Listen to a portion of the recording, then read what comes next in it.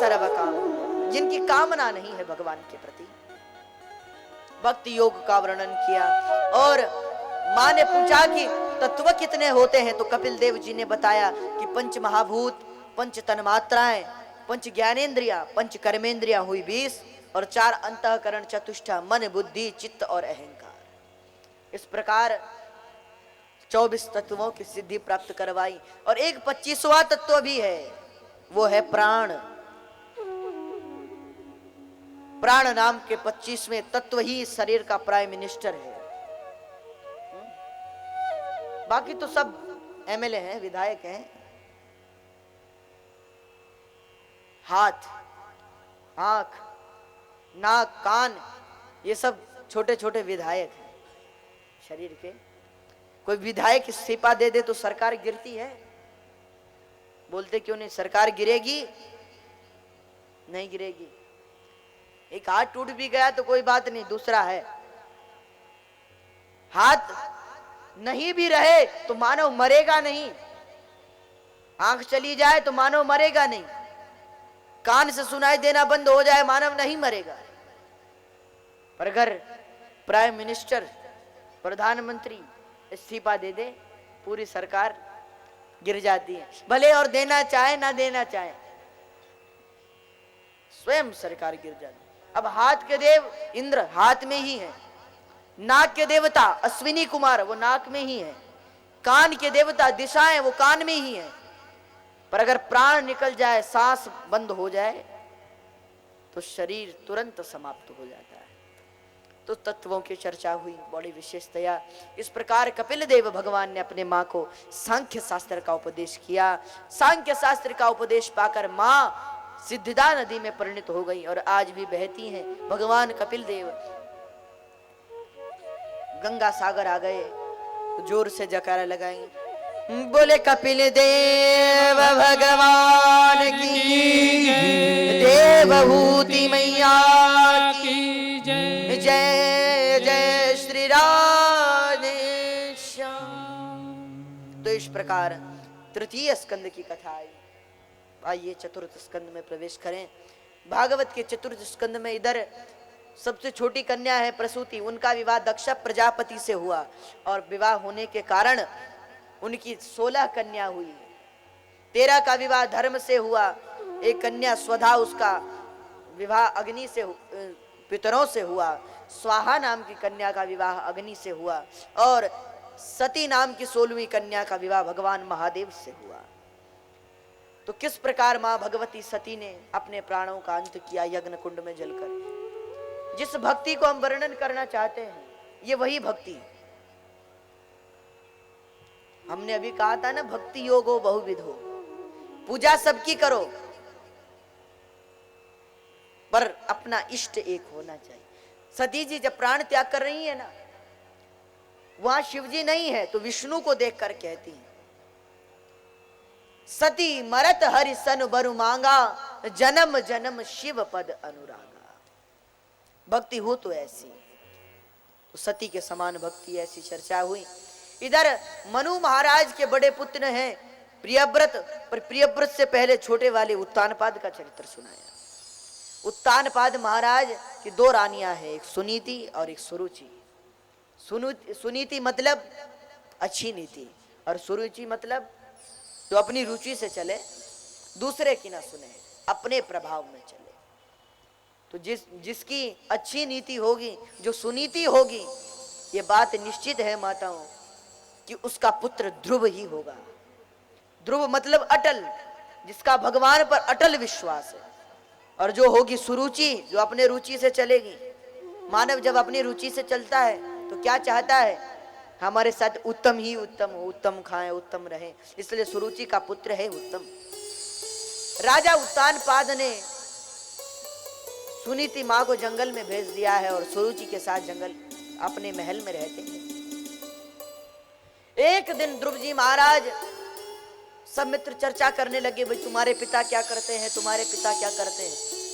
तो ध्रुव जी ने अपनी मां से पूछा, मां मेरे पिता कौन है? तो मां ने बताया, बेटा यहाँ के राजा उत्तानपाद महाराज, वो तुम्हारे पिता। तो सबके सामने ध्रुव ने कहा, बोले यहाँ के राजा हमारे पिता हैं।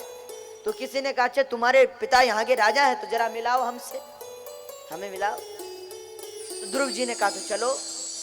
सब राजमहल चल पड़े, किसी ने ध्रुव को रोका नहीं। ध्रुव जी राजमहल पहुंचे, प्रवेश कर गए महल में। भरी सभा में राजा फैसला सुना रहे थे। हाँ? उत्तम गोद में बैठा है, बगल में सुरुचि है। राजा उत्तानपाद फैसला कर रहे थे, सभा में बैठे थे। इतने में ध्रुव पहुंचे। अपने बालक को जैसे ही राजा ने देखा तो देखा न गया, आंखों से जल बहने लगे। पुत्र भाव वात्सल्यता जग गई।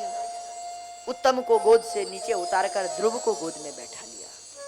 यह देख कर बड़ी क्रोधित हुई सुरुचि, धक्का दिया ध्रुव को और कहा तू इस गोद में बैठने के योग्य नहीं।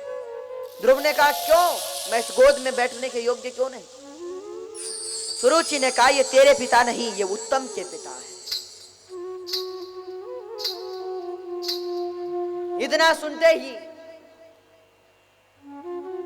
ध्रुव ने कहा तो इस गोद में बैठने के लिए क्या करना होगा? तो सुरुचि ने क्रोध में कहा अगर इस गोद में बैठना है तो जा जंगल में जाकर भगवान का भजन कर। अगर भगवान तुझे इस जन्म में दर्शन दे दे तो भगवान से आशीर्वाद मांगना कि मुझे मां सुरुचि के गर्भ में भेज दो। ध्यान से सुनना माता, यहां सुरुचि ने भगवान का अपमान तो किया, भक्त का अपमान तो किया, पर भगवान का भी अपमान। ध्रुव को तो गोद से धक्का दिया तो ध्रुव का अपमान, और भगवान से बड़ा अपने गर्भ को बताया। एक बात बताओ, जब जीवन में गोविंद मिल जाए तो गर्भ में आना पड़ेगा। ये तो सबसे बड़ा नर्क है गर्भ। बालक जब गर्भ में होता है कितने संकट झेलता है। उस समय तो पहली बात उल्टा लटका रहता है, सिर नीचे और पैर ऊपर। जो मां खाती है उसे खाना पड़ता है। बाद में जब कुछ बड़ा गर्भ में हो जाता है तो गर्भ में ही मलमूत्र का त्याग करता है, जिससे कई कीड़े उत्पन्न हो जाते हैं जो उसे काटने लगते हैं, पर उसमें इतना बल नहीं होता कि उन्हें हटा सके। और ऊपर से जब मां कोई खट्टी वस्तु खा लेती है, उसके कटे हुए स्थानों में वो जब खट्टी वस्तु पड़ती है बहुत तड़पता है। और ये कोई ये बात नहीं कि कोई कहानी है, ये हम सब लोग गर्भ में भोग कर आए हैं। हम भूल गए हैं इस बात को। हमसे झूठा और कौन होगा, हम तो बहुत झूठे हैं। कई लोग कहे महाराज हम झूठ नहीं बोलते, हमसे बड़ा कोई झूठा होगा? दुनिया से तो सब झूठ बोलते हैं, जगत से तो कई झूठ बोलते हैं, पर हम तो जगदीश से झूठ बोलकर आए, भगवान से झूठ बोलकर आए। भगवान को कहा एक बार बाहर निकाल दो, इतना भजन करूंगा कभी इस गर्भ में नहीं आऊंगा। और जैसे ही बाहर आए सब भूल गए, सब पानी पानी हो गया। इसीलिए माताओं इतना भजन करो कि पुनरपि जननम पुनरपि मरणम पुनरपि जननी जठरे शयनम भज गोविंदम गोविंदम भज मूढ़मते। इतनी भजन भगवान का कर लो। अपमान किया आज भगवान का तो ध्रुव रोने लगे हैं। घर को आए, मां ने देखा, पुत्र इतना रो क्यों रहे हो? ध्रुव की आंखों से आंसू बह रहे हैं। तम निस्वसंतम स्फुरिताधरोष्ठम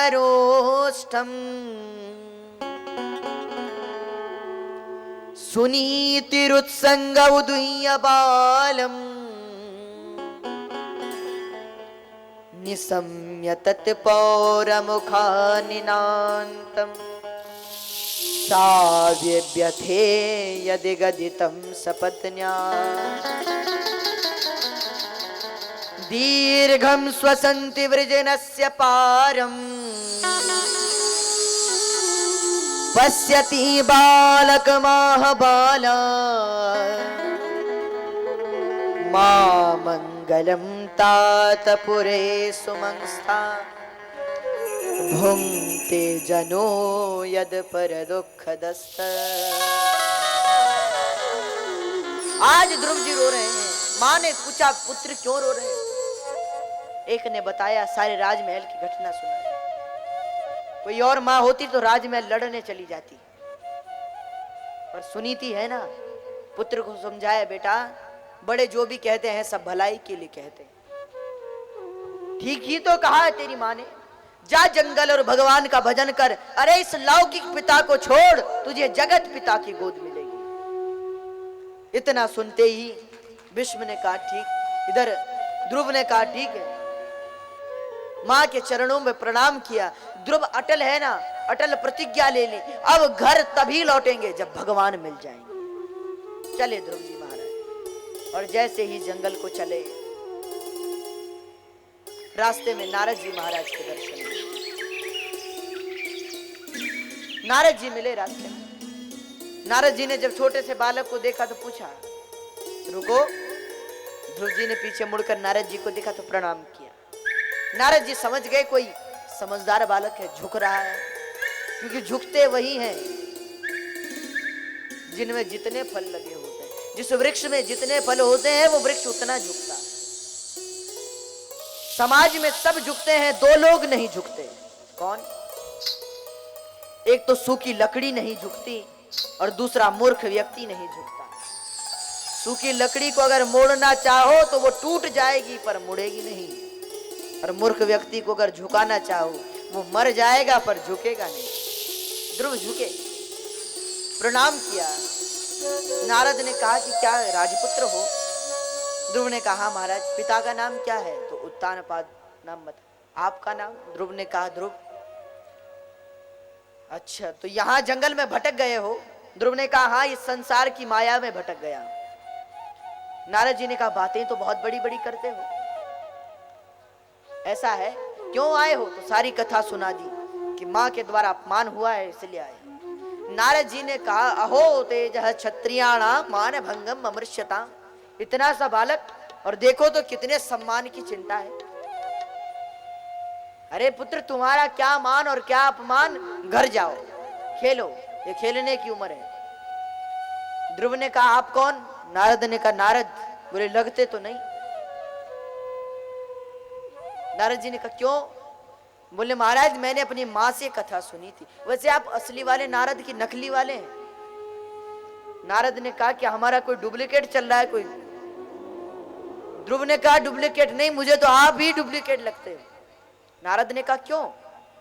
ध्रुव जी ने कहा मैंने अपनी माँ से कथा सुनी थी कि नारद भगवान से भक्त को मिला देते हैं, और आप मुझे भगवान से दूर कर रहे हैं, आप कैसे नारद हैं? नारद ने कहा भाई है तो हम नारद ही, हम तुम्हें समझा रहे हैं। अरे जन्मों जन्मों से ऋषि नाक पकड़ कर बैठे हैं जंगल में, तपस्या में लगे हुए हैं, उन्हें नहीं मिले तुम्हें कैसे मिलेंगे? ध्रुव ने कहा महाराज उन्हें आप भी तो नहीं मिले, और मुझे आप मिल गए हैं तो भगवान भी मिल जाएंगे। ध्रुव ने नारद जी से पूछा आपका नाम? नारद जी ने कहा अभी तो कहा नारद। ध्रुव ने कहा नारद का मतलब बताओ। तो नारद ने बड़ी लंबी चौड़ी बात बताई। ध्रुव ने कहा यह बात गलत है, ऐसा कुछ नहीं। नारद ने कहा तो तुम ही बता दो क्या नाम, हमारे नाम का क्या मतलब है? ध्रुव ने कहा महाराज हम इतनी संस्कृत तो पढ़े नहीं है, पर नारद इतना जरूर जानते हैं। नारद, जिनकी बात को भगवान नारायण भी रद्द न कर सके, जिसका टिकट नारद जी ने बना दिया उसे वो भी कैंसिल नहीं कर सकते। वो पक्का हो गया, रिजर्वेशन पक्का हो गया, अब वेटिंग में नहीं चल रहा, अब पक्का है। इसीलिए महाराज नारद ने कहा नहीं नहीं, हम तो तुम्हें समझा रहे हैं कि हम तुम्हें समझा रहे हैं कि जन्म जन्म मुनि जतन कराही, अंतराम मुख आवत नाही।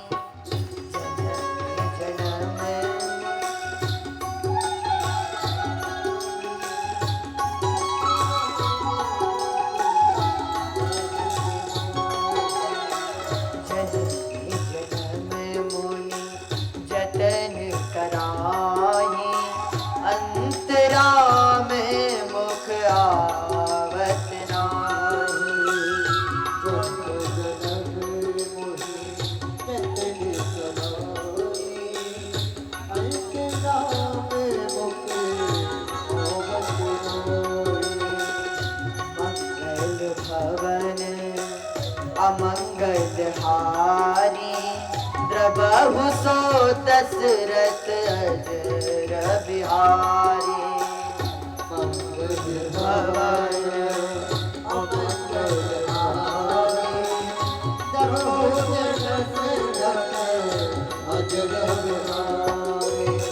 नारद ने कहा महाराज जन्म जन्म मुनि जतन कराही अंत राम कहे आवत नाही। जन्मों जन्मों से ऋषि बैठे हैं उन्हें नहीं मिले, तुम्हें कैसे मिलेंगे? अभी घर जाओ, खेलने की उम्र है। ध्रुव ने कुछ क्षण बात सुनी। नारद जी का जवाब देते हुए ध्रुव ने कहा महाराज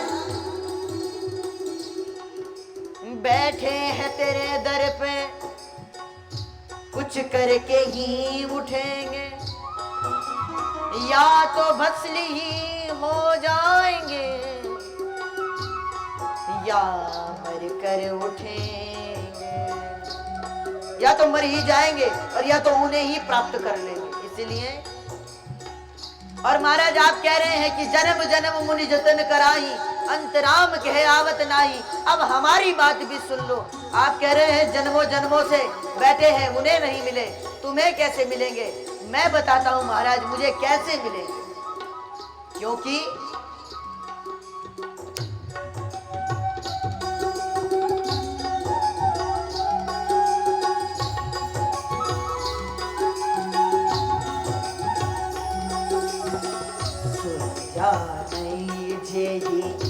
देहु जनाई जानई तुमहि तुमहि होई जाए, अनई जेहि देहु जनाई जानई तुमहि तुमहि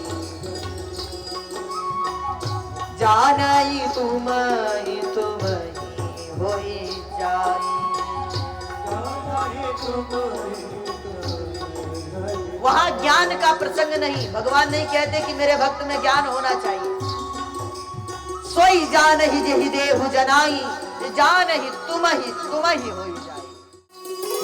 अगर उनकी इच्छा ना हो तो दुनिया के बड़े बड़े ज्ञानी भी उन्हें नहीं जान सकते, और उनकी इच्छा हो जाए तो एक छोटा सा बालक भी उन्हें जाने। इसलिए महाराज मैं उन्हें जानने के लिए आया हूं, वो जरूर कृपा करेंगे तो जरूर जान जाऊंगा। नारद समझ गए ये टलने वालों में से नहीं। दीक्षा दी, गुरु मंत्र दिया, ओम नमो भगवते वासुदेवाय। ध्रुव ने कहा महाराज कहां जाऊं तपस्या करने? गुरुदेव। नारद ने कहा तत्ता च गच्छ भद्रं गो यमुनायास्तटं शुचि पुण्यं मधुवनं यत्र सानिध्यं नित्यदा हरे। मधुवन में जाओ, वहां तुम्हें गोविंद मिले। ध्रुव गुरु के वाक्यों पर विश्वास कर कर वो कहते हैं ना, जब सनकादिक ऋषियों ने नारद ने सनकादिक ऋषियों के वाक्य पर विश्वास किया, भागवत हुई, भक्ति तरल हुई। वहां सप्त ऋषियों की बात पर पार्वती जी ने नारद की बात का विश्वास था ना कि विवाह होगा तो शिव जी से, नहीं होगा तो किसी से नहीं। सप्त ऋषियों ने कहा छोड़ो उस नारद को, वो तो ढोंगी है। पहले पूछा सप्त ऋषियों ने तुम्हारा गुरु कौन है? तो पार्वती जी ने बड़े प्रसन्नता से कहा नारद। सब हंसे, नारद तुम्हारा गुरु? तभी हम कहें कि तुम्हें किसने कह दिया कि शिव जी से विवाह करो? वैसा ही वो शिव जी और वैसा ही वो नारद।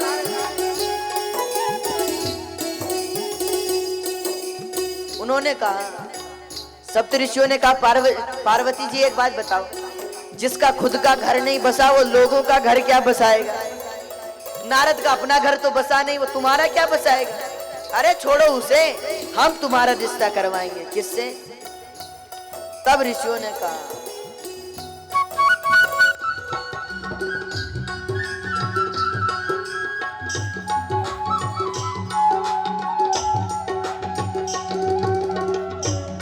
सन रहित सकल गुण रास श्रीपतिपुर वैकुंठ निवास।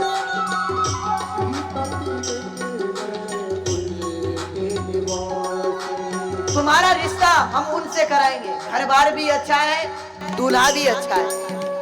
श्रीपतिपुर वैकुंठ निवासी, वैकुंठ है उनका महल और श्रीपति है भगवान विष्णु। अब तक सप्तऋषि हंस रहे थे, पार्वती जी हंसने लगी। महाराज आप कह रहे हैं श्रीपति लक्ष्मी के पति, तो जिनका विवाह हो चुका है उनसे हम विवाह काहे को, हम तो शिव जी से विवाह करेंगे। और महाराज आप कह रहे हैं शिव जी को छोड़ो, नारद को छोड़ो, तो ये बात हमारी आप ध्यान से सुन लो कि पार्वती ने ऋषियों से कहा, ध्यान से सुनना।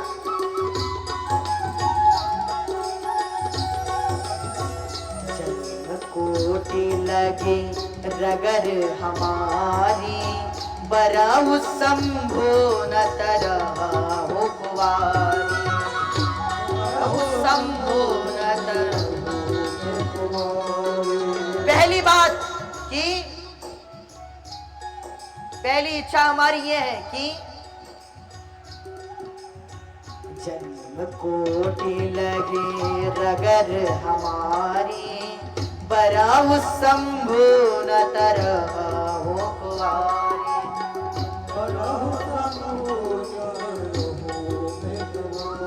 बरेंगी तो शिव जी को, नहीं बरेंगी तो जीवन भर कुवारी रहेंगी, किसी से विवाह नहीं करेंगी। और दूसरा ये आप कह रहे हैं नारद को छोड़ दो, तो महाराज अब एक बात और हमारी सुन लो कि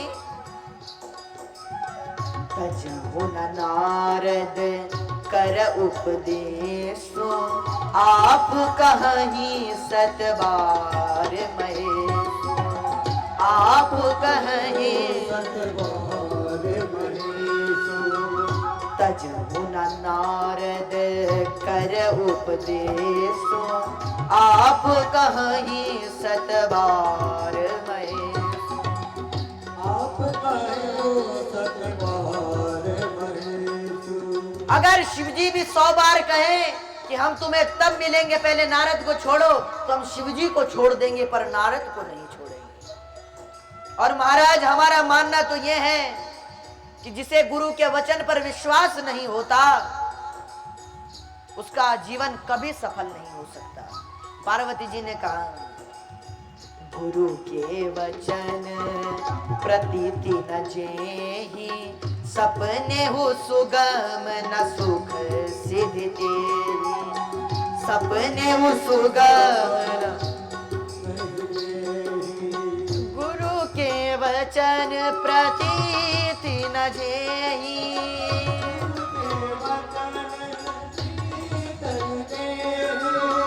गुरु के वचन प्रतीति न जेहि, गुरु के वचन प्रतीति न जेहि, सपने सुगम न सुख सिद्धि तेहि,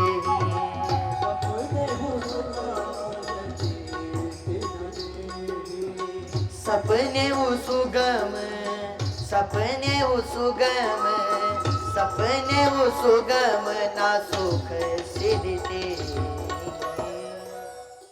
जिसे गुरु के वचन पर विश्वास नहीं होता उसका कभी कल्याण नहीं होता। ध्रुव जी गुरु के वाक्यों पर विश्वास कर कर मधुवन में गए, तपस्या करने लगे। योगियों को जन्म जन्मांतर में नहीं मिले और ध्रुव को कुछ ही महीनों में भगवान मिले। जैसे ध्रुव के सामने भगवान प्रकट हुए, ध्रुव ने भगवान की बड़ी दिव्य स्तुति की। योऽन्तः प्रविश्य मम वाचमिमां प्रसुप्तां, संजीवयत्यखिल शक्तिधर स्वधाम। पहले ध्रुव बड़े परेशान थे, स्तुति नहीं आती थी, पढ़े लिखे नहीं थे। भगवान ने जैसे ही पस्पर्श बालम कृपया कपोले शंख गाल पर लगाया तो ध्रुव ने स्तुति करने लगी। अन्यास्य हस्तचरण श्रवण त्वगादीन्, प्राणान् नमो भगवते पुरुषाय तुभ्यम्।